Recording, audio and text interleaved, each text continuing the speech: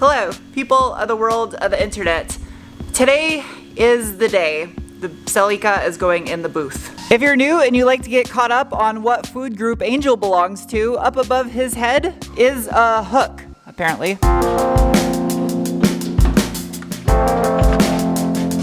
There's a reason why past famous automotive TV shows don't show all the work. They're just like, finger snap, the car's in paint.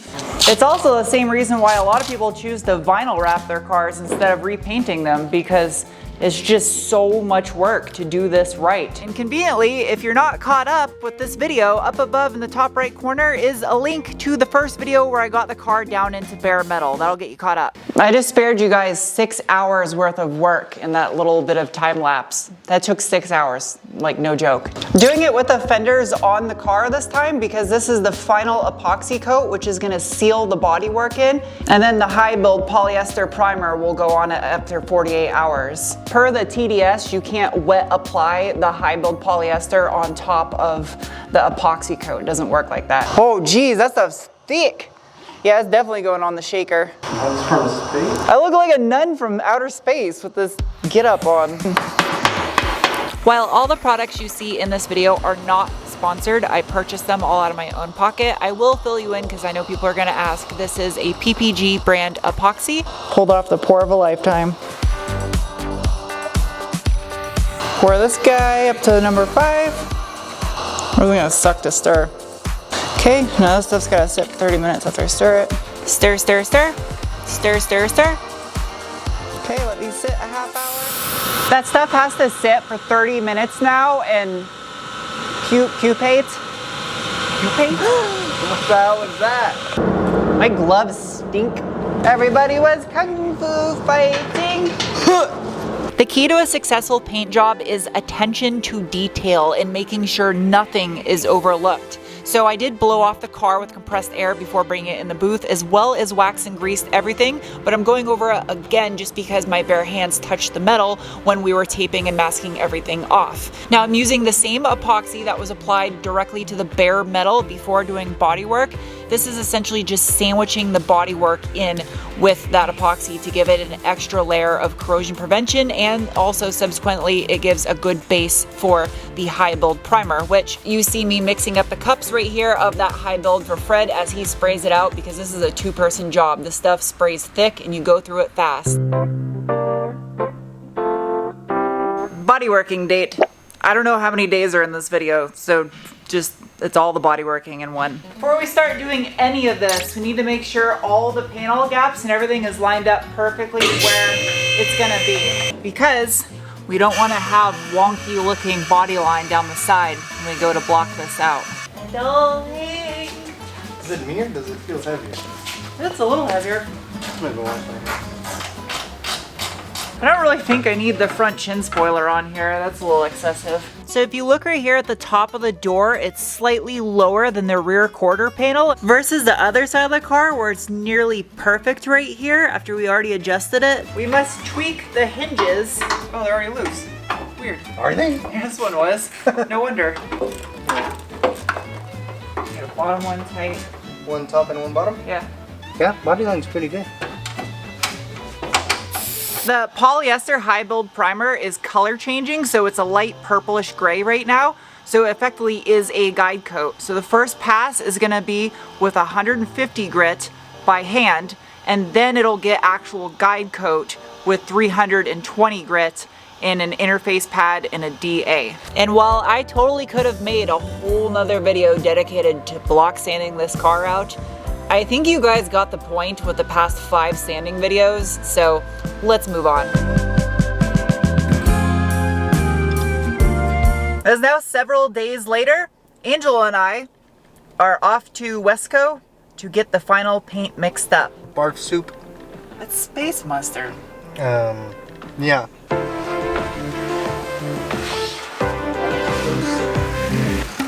Angel hasn't really got to spray anything yet, and he's not gonna get to spray the final paint job, so I'm gonna let him spray this part. So if you look right here in the center of the hood, this is all the high build. This is the epoxy, and underneath that is the body filler. So that's the thin skin coat. Another example right here, this is bare metal that burnt through the epoxy and the high build. And then of course the edges of the panels, which are super easy to burn through for anyone that's ever done this before. Hello. Farewell. So long. Just dusting in a little bit of epoxy on those bare metal spots. This is especially important along the edges of hoods and trunks because it's very easy to chip those areas. Angel's got a good pair of safety squints on in there. There you go, just like that. Got those spots touched up, no more bare metal. Welcome to day number 6,327 of my life. Today, we must prepare for shooting. This is called an asshole wax, and it's 600 grit, backed with a little foam pad. This is so much labor. Demonstrate for us so much labor, how we blend. Well, we're gonna try not to burn through it again. Because if we do, Sarah's gonna be so mad. I'll fire you. Yeah. All right, Angel's taking care of the hood. I'm gonna take care of the, oh, wrong side. Door.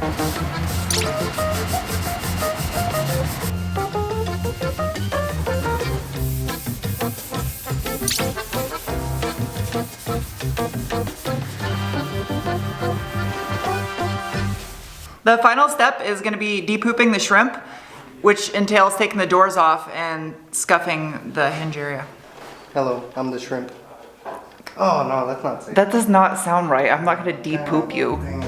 I guess we'll just, when we get the car outside, then we'll carry that outside and go off.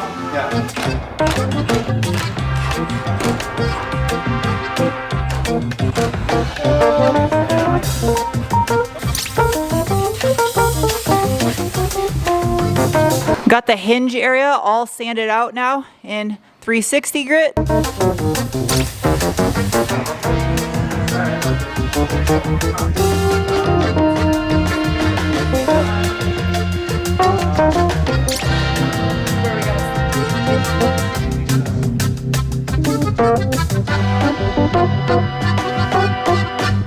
I've been doing mostly voiceovers for all this stuff because Angel has been singing 80s songs that he's never actually heard before and just adding noises and random crap to the lyrics.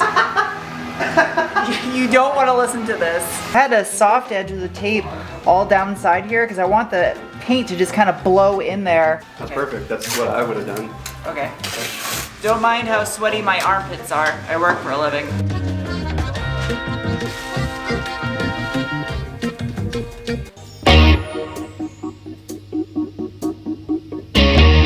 Car's prepped. So the way we have this laid out with the hood just kind of placed up here in front and the doors and fenders and trunk lid all on stands is because I'm shooting the engine bay once all the mechanical work in the bay is done. And also the engine bay is getting a satin finish just like I did in the Ranger. So that means the underside of the trunk lid and the underside of the hood will get shot during the bay because that's also going to be in the satin finish.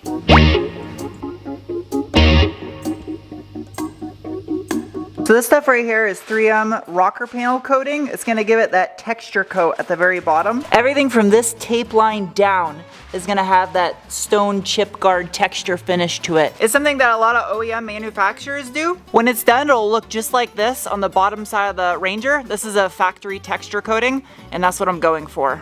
And this is how chip guard is applied. Fred's just hammering it out. Fred is literally spraying everything because Fred is the best at painting. Oh. He's the best human I've ever met at painting, at least.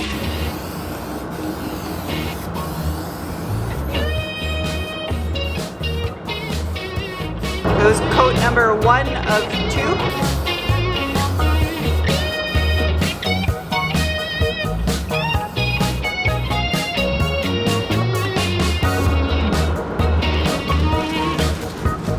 There's the finished product. It's kind of like a light gray, almost transparent finish that will get painted over. It's got to sit up for 45 minutes to an hour now.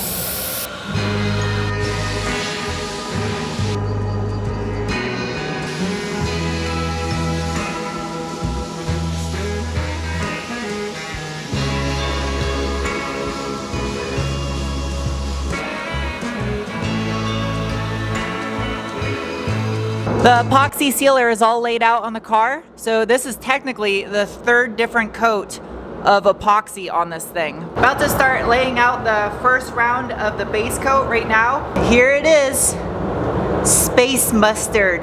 The original color, this was the factory color the car came in. It's the OEM color with just a little twist to it. So it's just got a little bit of flop additive as well as red and pearl to it. So it's a red metallic and a pearl. A wild Fred has been spotted suiting up.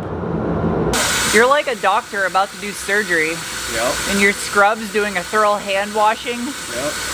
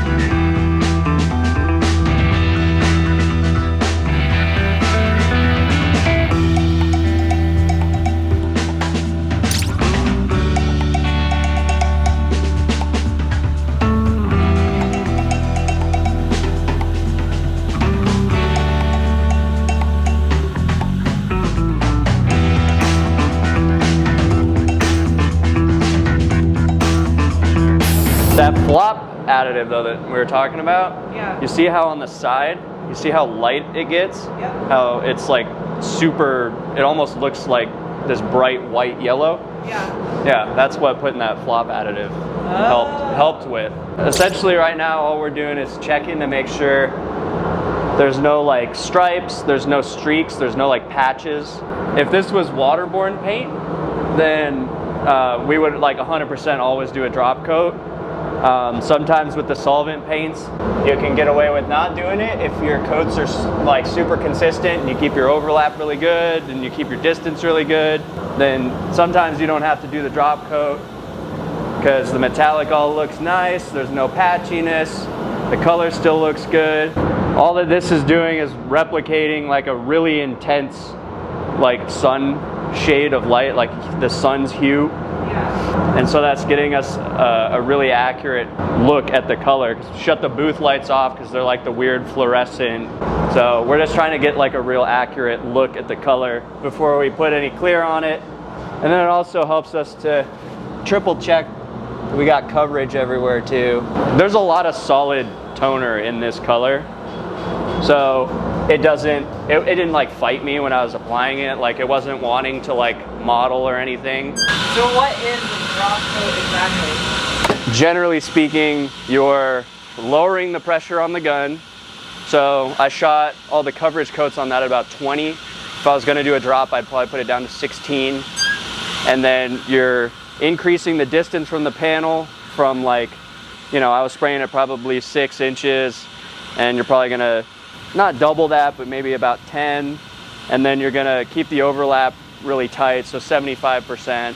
Further away, the particles are gonna be landing really wet though, with a really consistent overlap, and it's just gonna help. So the solvents are landing nice and wet on the surface, and then they have time to really gas and do their thing and orientate all the metallics real nice. And So it helps them stand up on it. Yep. Now you can see how silky and smooth it is. Yes. Sometimes you can tell right away if it looks like it's got that pattern. You'll see like a pattern across it. You see dudes post it on Instagram too, and I'm like, your base don't look right, dog. Like, why you posting photos? You know who you are. Don't be clear in that, man. It needs a drop coat.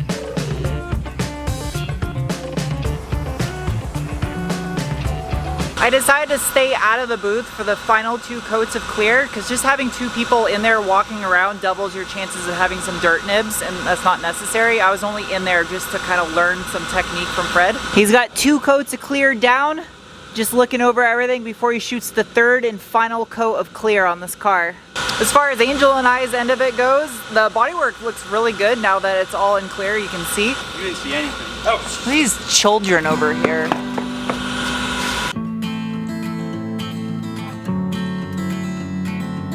Ta-da! It's done. I just loosely assembled the parts on the front of the car. That way we can roll it over to the other side. I'm leaving the trunk lid off just because I don't want any chances of that falling. You ready to see it outside?